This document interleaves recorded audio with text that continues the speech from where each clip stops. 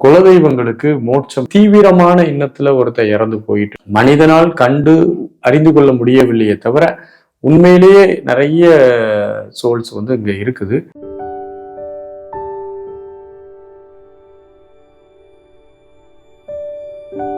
அனைத்து அன்பர்களுக்கும் அன்பான வணக்கங்கள்.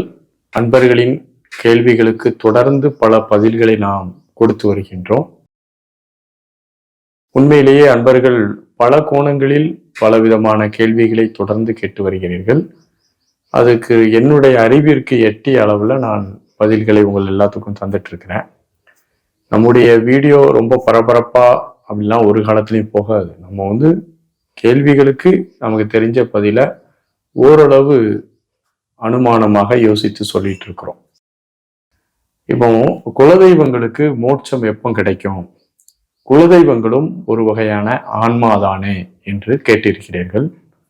உண்மையிலே குலதெய்வங்கள் என்பது ஒவ்வொரு மனிதனுமே உடலை விட்ட பிறகு அவனுடைய பிராணனும் மனமும் கலந்த கலவையை தான் நம்ம ஆன்மா என்று தற்காலிகமாக சொல்கிறோம்.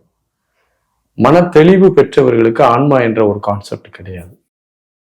மனதுல எண்ணங்களும் உணர்வுகளும் உணர்ச்சிகளும் அதிகமாக ஆட்கொண்ட ஒருவனுக்கு அவனுடைய உடல் விட்ட பிறகு அந்த உணர்வு உணர்ச்சிகளுக்கு ஏற்றாற்போல் அவன்கிட்ட இருக்கக்கூடிய பிராண ஆற்றலை கொண்டு அவன் இந்த பிரபஞ்சத்துல சஸ்டைன் ஆவான். அப்படி சஸ்டைன் ஆகக்கூடிய அந்த ஒரு எலிமெண்ட்டுக்கு பேரு தான் நம்ம என்ன சொல்றோம் அப்படின்னா ஆன்மா என்று அழைக்கிறோம்.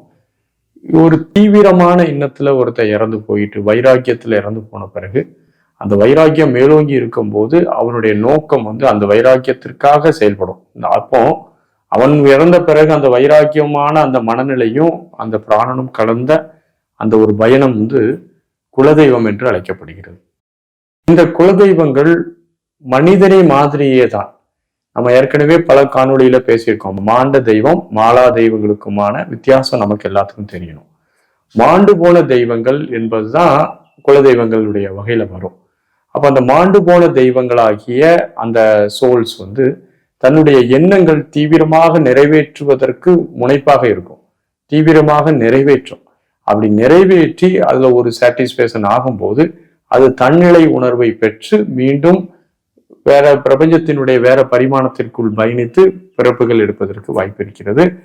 ஆகவே குலதெய்வங்கள் என்பது ஒரு எல்லை கட்டிய ஒரு காலத்துல இருக்கக்கூடிய ஒன்றாகத்தான் கண்டிப்பாக இருக்க முடியுமே தவிர அது மாலா தெய்வங்களை போல பல நூற்றாண்டுகள் தொடர்ந்து சஸ்டெயின் ஆகக்கூடிய தெய்வங்களாக இருக்காது.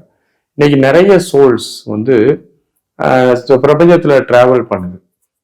மனிதனால் கண்டு அறிந்து கொள்ள முடியவில்லையே தவிர உண்மையிலேயே நிறைய சோல்ஸ் இங்க இருக்குது. மனிதன் அஞ்ஞானத்துல இருக்கிறோம். மனிதன் தியானத்தின் மூலமாக தன்னுடைய மூன்றாவது விழியை விழிப்படைய வைத்தால் சூட்சுமத்தில் இருக்கக்கூடிய யாவற்றையும் அறிந்து கொள்ளக்கூடிய ஆற்றல் அவனுக்கு மேம்படும். இன்னைக்கு ரொம்ப வாய்ப்புகள் குறைவாக ஆகிவிட்டது. ஏன்னா இன்னைக்கு எல்லாருமே பரபரப்பான ஒரு சூழ்நிலையில பரபரப்பா ஓடிக்கொண்டிருக்கும் போது நம்ம இதெல்லாம் நின்று நிதானமாக உற்று உணர்ந்து அறிந்து கொள்வதற்கான சாத்தியக்கூறுகள் இன்னைக்கு நம்மகிட்ட குறைவாக இருக்கிறது. அதனால அந்த குலதெய்வங்கள் என்பது மீண்டும் பிறப்புக்கு வரும். அதனுடைய நோக்கம் முடிந்த பிறகு அது மீண்டும் பிறப்புக்கு அடுத்த சுழற்சிக்கான ஒரு வாய்ப்புக்கு வருகிறது. அந்த இதுவும் ஆன்மாதான்.